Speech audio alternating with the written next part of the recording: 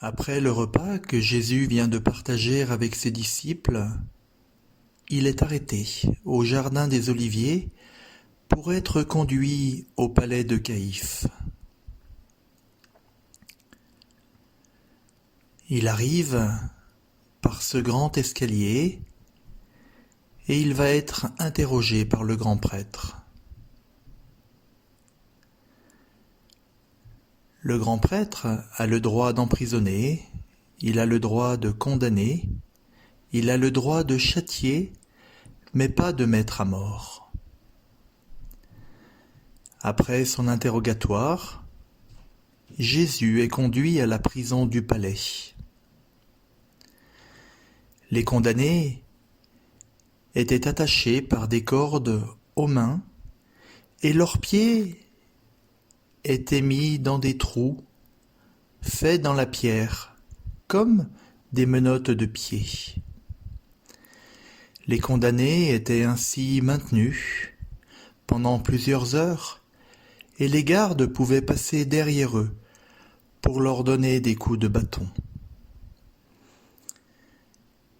Jésus n'a pas été accroché ici.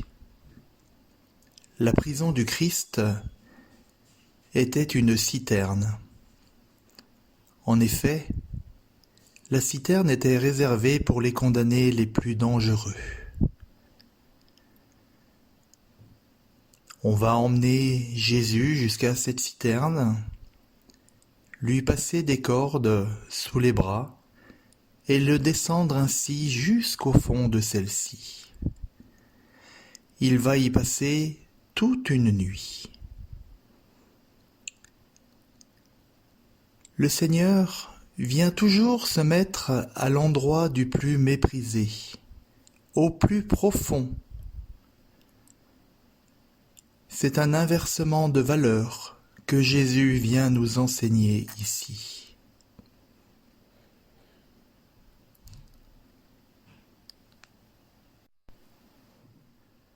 Du fond de la prison du Christ, du fond de cette citerne,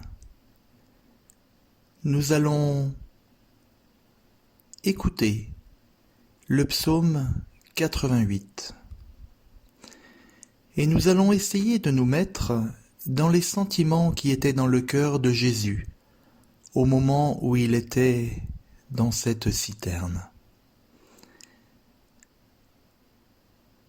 Mais il est important de toujours garder dans notre cœur que le Christ est heureux de descendre chercher la brebis perdue.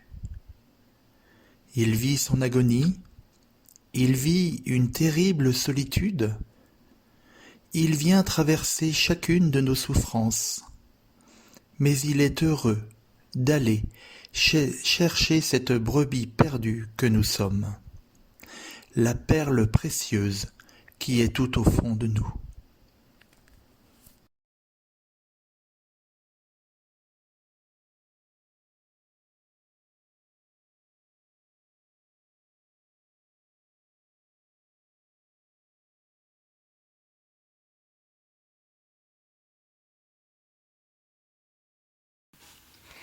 Seigneur, mon Dieu et mon salut, dans cette nuit où je crie en ta présence, que ma prière parvienne jusqu'à toi. Ouvre l'oreille à ma plainte, car mon âme est rassasiée de malheur. Ma vie est au bord de l'abîme. On me voit déjà descendre à la fosse. Je suis comme un homme fini. Ma place est parmi les morts, avec ceux que l'on a tués, enterrés, ceux dont tu n'as plus souvenir, qui sont exclus et loin de ta main. Tu m'as mise au plus profond de la fosse, en des lieux engloutis, ténébreux. Le poids de ta colère m'écrase. Tu déverses tes flots contre moi. Tu éloignes de moi mes amis. Tu m'as rendu abominable pour eux. Enfermé, je n'ai pas d'issue. À force de souffrir, mes yeux s'éteignent. Je t'appelle, Seigneur, tout le jour. Je tends les mains vers toi. Fais-tu des miracles pour les morts? Leur ombre se dresse-t-elle pour t'acclamer? Qui parlera de ton amour dans la tombe, de ta fidélité au royaume de la mort? Connaît-on dans les ténèbres tes miracles, et ta justice au pays de l'oubli? Moi, je crie vers toi, Seigneur. Dès le matin, ma prière te cherche. Pourquoi me rejeter, Seigneur? Pourquoi me cacher ta face? Malheureux, frappé à mort depuis l'enfance, je n'en peux plus d'endurer tes fléaux. Sur moi ont déferlé tes orages, tes effrois m'ont réduite au silence. Ils me cernent comme l'eau tout le jour. Ensemble, ils se referment sur moi. Tu éloignes de moi amis et familiers. Ma compagne, c'est la ténèbre.